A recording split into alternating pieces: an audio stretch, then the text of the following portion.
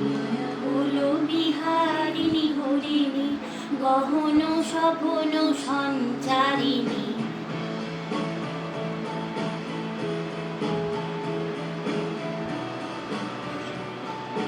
মায়া বলো বিহারিণী হরিণী, গহন স্বপন সঞ্চারিণী।